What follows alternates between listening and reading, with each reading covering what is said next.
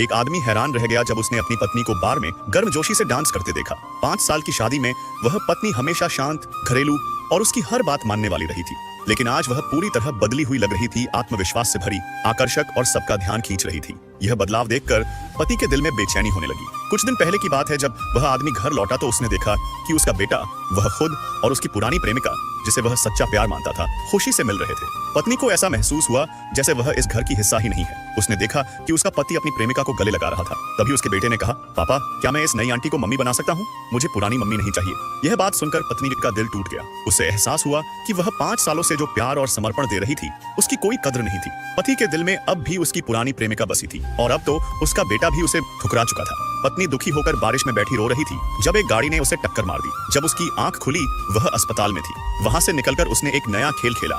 उसने याददाश्त खोने का नाटक किया। उसने अपने पति से कहा, मैं कौन हूँ, तुम कौन हो? लेकिन तभी पति ने उसे बस दोस्त कहकर टाल दिया। पत्नी को यकीन हो गया कि उसका रिश्ता एक तरफा था। बेटा मिलने आया, लेकिन उसने मां की ओर देखा तक नहीं और अपने पिता से कहा कि वे जल्दी से नई मम्मी के पास चलें। पति बिना कुछ बोले बेटे को लेकर चला गया, पत्नी को अस्पताल में अकेला छोड़कर। अब पत्नी का धैर्य टूट चुका था। वह समझ चुकी थी कि अब और सहना मूर्खता होगी। वह अस्पताल से बाहर आई, अपना रूप बदला, नए कपड़े और नया हेयर स्टाइल। उसे सबक सिखाने के लिए फैसला किया। अगर आप ऐसे ही ड्रामा स्टोरी देखना पसंद करते हैं